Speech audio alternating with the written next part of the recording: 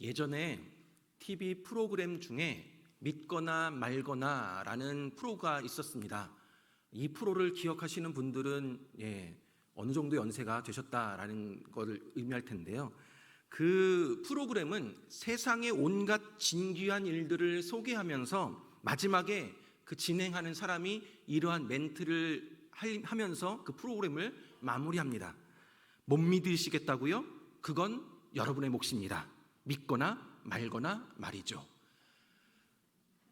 웃으시는 분들은, 공감이 되시는 분들은 어느 정도 연세가 있으신 분들인데, 참으로 세상에는 믿지 못할 일들이 너무나도 많이 있습니다. 그 중에 세상에 많은 사람들이 믿지 못하는 대표적인 것 중에 하나가 바로 예수님의 부활입니다. 과연 예수님의 부활하심이 믿거나 말거나 할 만한 사건일까요? 믿던지 안 믿던지 사람들의 판단에 따라 결정될 만한 일일까요? 여러분, 결코 아닙니다. 예수님의 부활은 역사적인 사실입니다. 팩트입니다. 하지만 세상 사람들에게 예수님이 우리 죄를 위해 십자가에 못 박혀 죽으셨고 부활하셨다라고 말해도 사람들은 믿지 아니합니다. 자신들이 경험하지 못했기 때문에 자신들이 믿을 수 없어서 하나님을 부인하고 부활을 못 믿는 사람들이 많이 있습니다. 오늘날에도 이처럼 많은 사람들이 예수님의 부활을 믿지 못하고 있었는데, 예수님 당시의 제자들도 예수님의 부활을 믿지 못하였습니다. 오늘 본문은 예수님이 부활하신 후에 만났던 사람들을 소개하고 있습니다. 예수님 부활하시자마자 제일 먼저 막달라 마리아를 만나셨습니다. 오늘 본문 9절 말씀에 보니까 예수께서 안식 후 첫날 이른 아침에 살아나신 후 전에 7 귀신을 쫓아내어 주신 막달라 마리아에게 먼저 보이시니 라고 나와 있습니다. 막달라 마리아는 전에 7 귀신이 들렸던 비참한 인생을 살아가던 여인이었습니다. 그러다가 예수님을 만나서 치유되었고 회복이 되었습니다. 그에 대한 감사와 감격으로 이 마리아는 예수님이 십자가 못 박히는 그 순간까지 예수님 곁을 지켰고, 또 부활하신 예수님을 제일 처음 만나게 되었습니다. 마가는 예수님이 살아나신 후 막달라 마리아에게 먼저 나타나셨다라는 사실을 간단히 이 본문에 적고 있는데, 요한복음 20장을 보면 마리아가 예수님을 만나는 장면이 상세하게 나옵니다. 빈 무덤에 들어가서 당황해하는 이 마리아에게 천사가 묻습니다. 여인아, 왜 우느냐? 그러자 이 마리아가 누가 우리 주님을 가져갔습니다. 어디에 두었는지 모르겠습니다. 이렇게 말하고 뒤를 돌아섰을 때 마리아는 누군가 서 있는 것을 보았지만 그것이 예수님인 줄 알지 못합니다. 그때 예수님께서 마리아에게 이렇게 말합니다. 여자여, 어찌하여 울며 누구를 찾느냐? 마리아는 그가 동산쥐기인 줄 알고 주여, 당신이 옮겼거든 어디 두었는지 내게 이르소서, 그리하면 내가 가져가리이다 라고 대답을 합니다. 그때 예수님이 마리아야 라고 부르시니 마리아의 그 눈이 열리며 부활하신 주님을 알아보게 되었습니다. 마리아는 예수님이 다시 살아나셨다는 것과 자기가 그 주님을 보았다라는 것을 지금 슬퍼 울고 있는 제자들에게 가서 전하여 줍니다. 또한 부활의 예수님은 엠마오로 가던 두 제자를 만나셨습니다. 12절 말씀에 보니까 그 후에 그들 중 2사람이 걸어서 시골로 갈 때에 예수께서 다른 모양으로 그들에게 나타나시니 라고 되어 있습니다. 이 제자들은 정치적인 상황에 대한 불만, 그리고 예수님에 대한 그 기대감의 좌절 등으로 인해서 예루살렘을 떠나서 엠마오로 향해 가고 있었습니다. 누가복음 24장에 예수님이 이들과 만난 이야기가 자세하게 나와 있는데요, 예수님은 엠마오로 가던 이 두 제자에게 성경에 나와 있는 자신에 대한 이야기를 들려주시면서 말씀으로 그들의 가슴을 뜨겁게 하셨고 잃어버렸던 사명을 다시 회복시켜 주셨습니다. 그들은 엠마오로 가던 그 길을 다시 돌려서 다른 제자들에게 자신들이 만났던 부활의 예수님을 전해 줍니다. 오늘 본문에서 부활하신 예수님을 만났던 사람들이 나옵니다.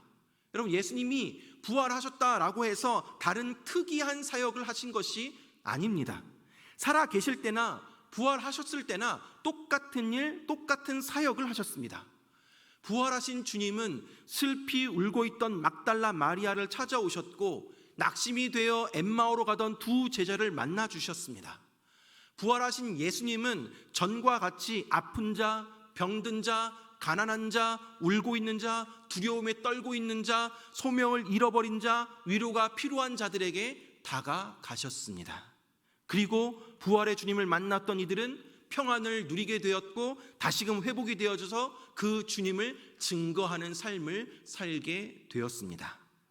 부활하신 주님을 만났던 막달라 마리아도, 엠마오로 가던 두 제자도 그 사실을 제자들에게 알려줍니다.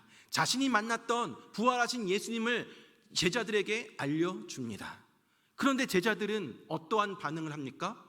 마리아가 예수님을 처음 목격하고 제자들에게 알려주자 11절 말씀에 보니까 그들은 예수께서 살아나셨다는 것과 마리아에게 보이셨다는 것을 듣고도 믿지 아니하니라. 11 제자는 듣고도 믿지 아니합니다.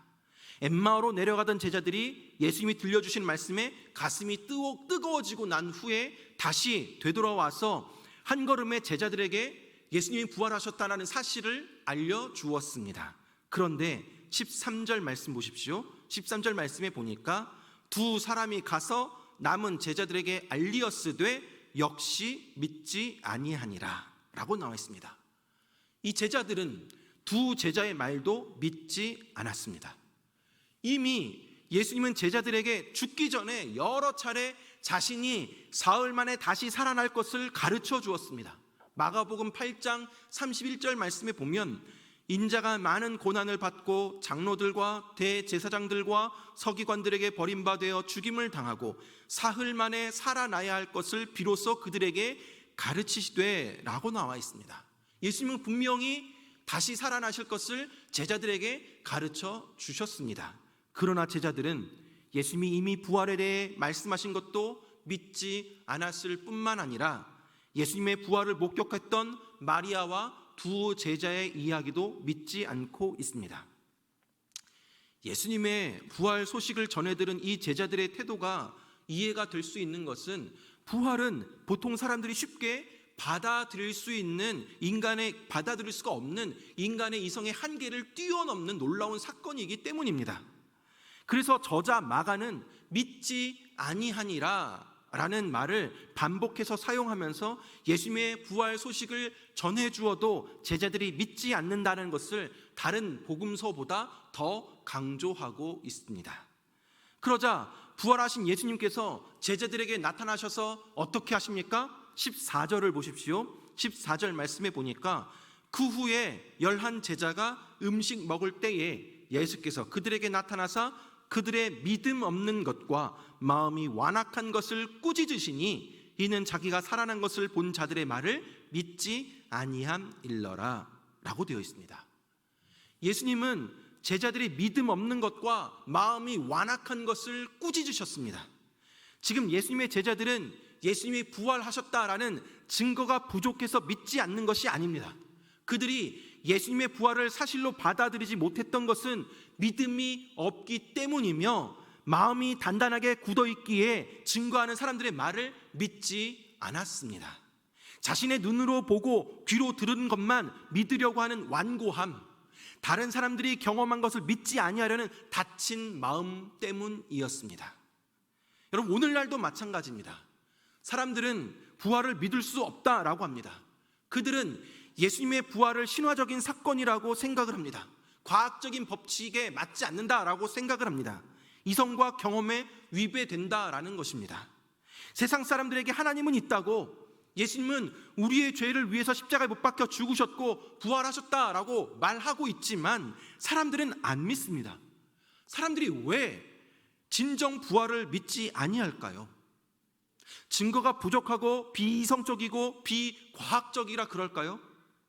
그렇다면 예수님의 부활을 변증함으로써 부활 신앙이 생길까요? 예수님이 부활하신 사건을, 이 사실을 역사적으로 밝힌다고 해서 부활 신앙이 가능해지겠습니까? 예수님께서 오늘 본문에 말씀하십니다. 14절 다시 한번 보겠습니다.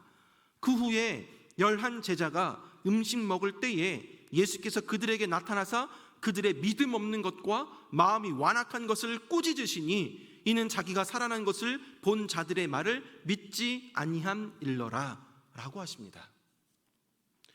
아무리 이론적으로 논리적으로 예수님의 부활을 증명한다 하더라도 오늘날 많은 사람들이 당시의 제자들처럼 믿음이 없고 마음이 완악하기 때문에 부활을 믿지 못합니다. 아예 마음속에 예수님을 믿지 않기로 작정했기 때문에 이런 사실들이 눈에 보이지도 귀에 들리지도 않습니다. 더군다나 지금은 예수님이 우리의 눈에 보이지도 않습니다. 의심 많은 도마에게 직접 나타나셔서 그 못 박히신 손자국을 내보이시면서 하셨던 것처럼 지금 당장 우리 앞에 찾아와서 손바닥 내밀고 바로 나다 보아라 라고 말씀하시지 않습니다. 우리의 눈으로 확인할 수가 없습니다. 그렇다면 우리가 부활의 주님을 경험할 수 있는 방법은 무엇이겠습니까? 그것은 부활의 증인들이 증거한 복음의 말씀을 믿는 것입니다. 초대교회 당시에는 예수님께서 직접 부활하신 몸으로 보여주셨다면 오늘을 사는 우리들은 부활의 증인이 목격한 그 사실을 믿는 방법 밖에는 없습니다. 우리 모두는 직접 보아서가 아니라 말씀이 증거하는 대로 믿습니다. 오늘 말씀에는 부활을 믿지 못하는 이유가 기록되어져 있습니다. 예수님은 제자들의 믿음 없음과 마음의 완악함을 책망하셨습니다. 왜요? 이는 자기가 살아난 것을 본 자들의 말을 믿지 아니함일러라 라고 말씀하십니다. 부활을 목격한 증인들의 말을 믿지 않았기 때문입니다. 사랑하는 여러분, 우리에게도 오늘 본문의 제자들의 모습은 없나요? 들어도 믿지 못하고 보고도 믿지 못하고 배우고도 믿지 못하는 모습은 없습니까? 나에게 믿음이 없지는 않은지, 내 마음이 지금 완악해져 있지는 않은지 우리는 돌아봐야 합니다. 오늘 우리에게는 부활의 증인들이 기록한 말씀이 있습니다. 그러나 우리에게 믿음이 없고 우리의 마음이 완악한 상태에 있다면 이 말씀을 믿지 못합니다. 우리가 하나님의 말씀을 믿을 수 없다면 우리는 부활의 주님을 경험할 수 없습니다. 성경은 예수님이 부활하셨음을 오늘도 우리에게 증거해 주고 있습니다. 우리 주님은 요한복음 11장에서 마르다에게 이렇게 질문을 하십니다. 나는 부활이요 생명이니 나를 믿는 자는 살겠고 무릇 살아서 나를 믿는 자는 영원히 죽지 아니하리니 이것을 내가 믿느냐라고 물었습니다. 그러자 마르다가 분명하게 대답을 합니다. 주여 그러하외다. 주는 그리스도시요 세상에 오시는 하나님의 아들이신 줄 내가 믿나이다 라고 대답을 합니다. 여러분이 이 질문을 받는다면 여러분은 이 질문에 어떻게 대답을 하시겠습니까? 부활이고 생명이신 예수 그리스도를 믿으십니까? 주는 그리스도시요 살아계신 하나님의 아들이심을 믿으십니까? 마르다가 대답했던 신앙 고백이 저와 여러분의 신앙 고백이 되길 간절히 바랍니다. 세상은 우리로 하여금 자꾸만 믿음이 흔들리게 하고 우리의 마음을 완악하게 만들어버립니다. 우리는 예수님의 부활하심도 믿고 그 주님을 내 마음에 모시면서 살아가고 있습니다. 그러나 이것을 이론으로만, 지식적으로만, 머리로만 받아들이게 되면 하나님의 말씀이, 복음이 내 삶과 연결되어 있지 않으면 우리는 세상의 거센 파도 앞에서 금방 또 믿음이 흔들리고 넘어지는 삶을 살아가게 될 수밖에 없습니다. 신앙생활이 아무리 오래되고 내가 아무리 모태신앙이고 3, 4대 이어져 오는 믿음의 명문 가문이라 하더라도 또 이전엔 아무리 많은 체험을 했다 할지라도 지금 나와 함께 하시는 부활의 주님을 경험하지 못한다면, 그분을 인식하지 못한다면 우리는 부활의 주님을 경험하고 누리지 못하고 세상 사람들과 구별되지 않는 그러한 삶을 살 수밖에 없습니다. 여러분, 이 사실을 우리가 깨닫지 못할 때 우리의 삶은 과거의 그 잘못으로 인해 죄책감과 또 현재 그저 맹목적으로 반복되는 그런 삶의 무의미함과 또 미래에 대한 두려움으로부터 우리는 벗어날 수가 없습니다. 그러나 예수님이 나와 함께 하심을 믿고 의식하며 나아가는 그 순간부터 우리 인생에는 참 변화가 시작이 되고 그 당연한 결과로 우리의 삶의 현장에 변화가 일어나게 된다는 것을 믿으며 나아가시기 바랍니다. 오늘 본문의 제자들은 예수님의 부활을 믿지 않았습니다.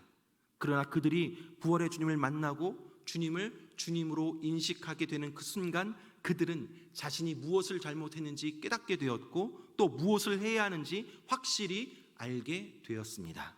예수님이 15절에 그들에게 명령하셨던 너희는 온 천하에 다니며 만민에게 복음을 전파하라 라는 이 말씀에 순종하여서 그들은 생명을 걸고 목숨을 걸고 부활의 주님을 담대하게 증거할 수 있었습니다.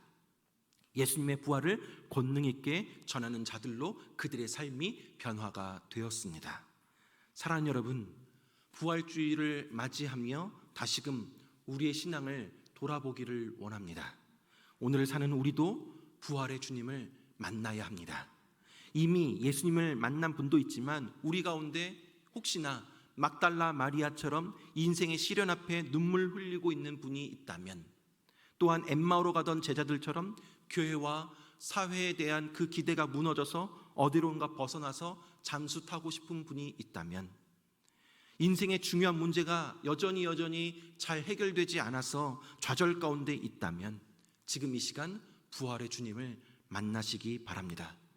우리가 연약할 때, 우리가 눈물 흘릴 때, 우리가 실패하고 좌절하여 어디론가 도망치고 싶을 때 우리 주님은 항상 우리 옆에 계십니다. 그 부활의 주님을 만나시고 그 부활의 주님과 함께 걸어가시기 바랍니다. 부활의 주님이 오늘 우리를 찾아오셔서 우리의 모든 절망을 다 걷어내 주시고 우리의 눈물 닦아주시고 우리에게 꿈과 희망을 주시고 사명을 주십니다. 온 천하에 다니며 만민에게 복음을 전하라. 내가 표적을 줄 것이다. 이렇게 우리에게 말씀하십니다. 오늘날에도 부활하신 예수님은 성령님을 통해 주의 백성들을 다시 일으키십니다. 부활의 주님을 만남으로 이제는 믿음 있는 사람으로 복음을 증거하는 사람으로 표적을 일으키는 사람으로 나아가는 저와 여러분들 되길 간절히 바랍니다. 특별히 우리 주변엔 여전히 예수님의 부활을 믿지 못하는 가족들도 있고 직장 동료들도 있습니다. 비록 세상 사람들은 예수님의 부활을 믿지 않는다 하더라도, 하나님의 존재를 부인한다 하더라도 포기하지 마시고 복음을 전하고 한 생명 구원하는 일에 앞장서 나아가시기 바랍니다. 늘 날마다 숨쉬는 순간순간마다 나와 함께 하시는 하나님을 경험하며 그분과의 지속적인 만남을 통하여서 영적인 생동감이 넘치는 삶을 살아가십시다. 이러한 삶을 통해서 온전히 예수 그리스도 안에서 풍성한 생명과 평안을 누리며 우리 주변의 이웃들에게 부활의 주님을 담대히 증거하며 살아가는 저와 여러분들 되길 주님의 이름으로 축원합니다. 기도하겠습니다.